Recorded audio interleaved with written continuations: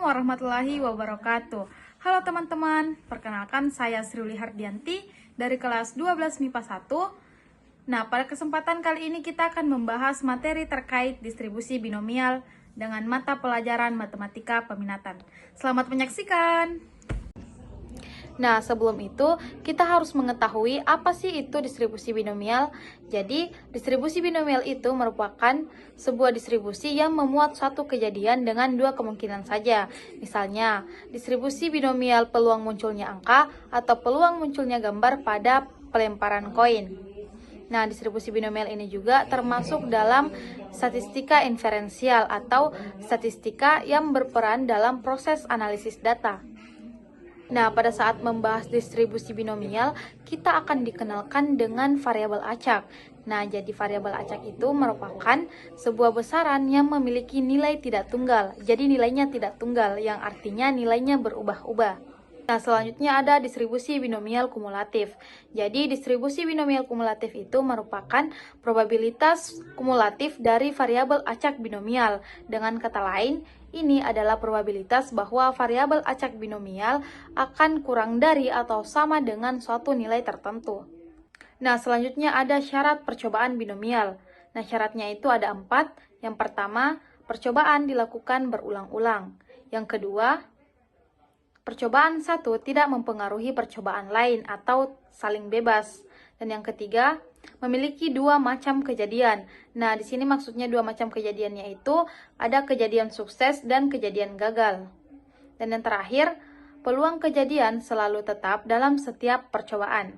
Nah, selanjutnya ada rumus distribusi binomial, yaitu fx sama dengan kombinasi x dari n dikali P pangkat X dikali Q pangkat N dikurang X, di mana C itu adalah kombinasi. Nah, rumus kombinasi sendiri itu adalah N faktorial per N kurang X faktorial dikali X.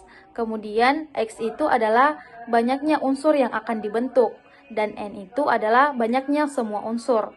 Sedangkan P itu adalah probabilitas suatu kejadian yang akan terjadi atau sukses, dan Q adalah probabilitas kejadian yang gagal.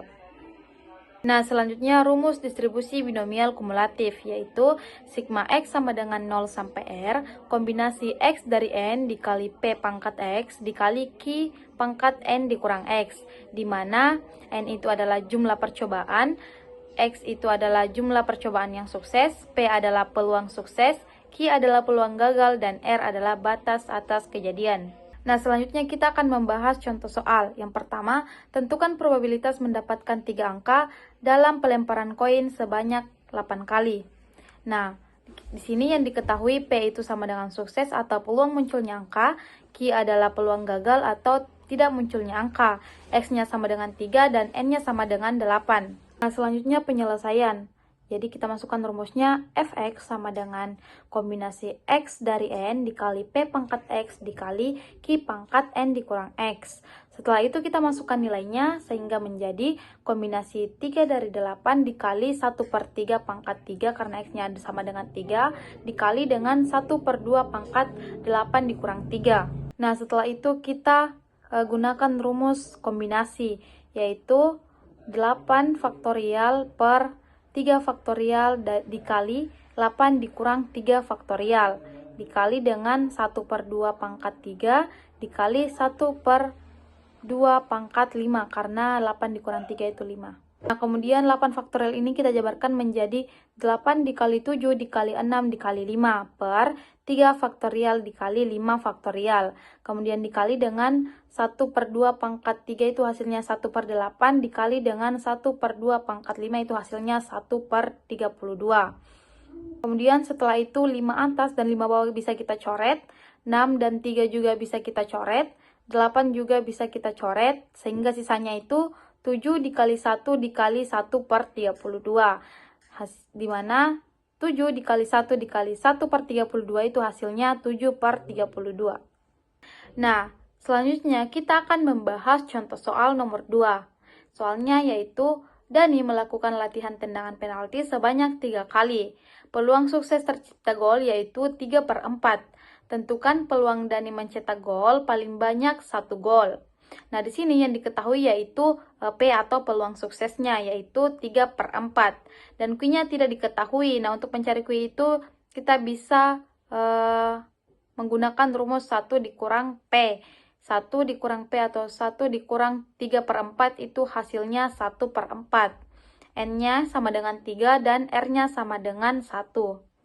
Nah, karena paling banyak 1 gol, maka kurang dari atau sama dengan 1.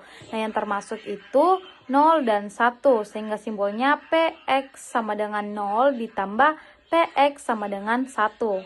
Nah, kemudian kita masukkan ke dalam rumus, yaitu kombinasi 0 dari 3. Kenapa 0? Karena tadi X-nya itu sama dengan 0, dikali dengan 3/4 pangkat 0, dikali Q-nya tadi itu 1/4, lalu pangkatnya sama dengan 3, ditambah dengan kombinasi 1 dari 3 dikali 3/4 pangkat 1, lalu dikali dengan 1/4 pangkat 2, karena 3 dikurang 1 itu 2. Hasilnya 1 dikali 1 dikali 1/64 ditambah 3 dikali 3/4 dikali 1/16. Setelah itu 3/4 bisa langsung kita kalikan dengan 1/16. Kita langsung saja kali, 3 dikali 1 hasilnya 3, dan 4 dikali 16 itu hasilnya 64. Sehingga hasilnya 1 dikali 1 dikali 1/64 ditambah 3 dikali 3/64. Nah, karena di sini penyebutnya itu sudah sama, maka bisa langsung kita kalikan. 1 dikali 1 dikali 1 itu tetap 1, ditambah 3 dikali 3 itu 9. Jadi 1 ditambah 9 itu hasilnya 10/64. 10/64 bisa kita sederhanakan menjadi 5/32. Nah, itulah tadi video singkat terkait pembelajaran distribusi binomial. Kurang dan lebihnya mohon dimaafkan. Wassalamualaikum warahmatullahi wabarakatuh.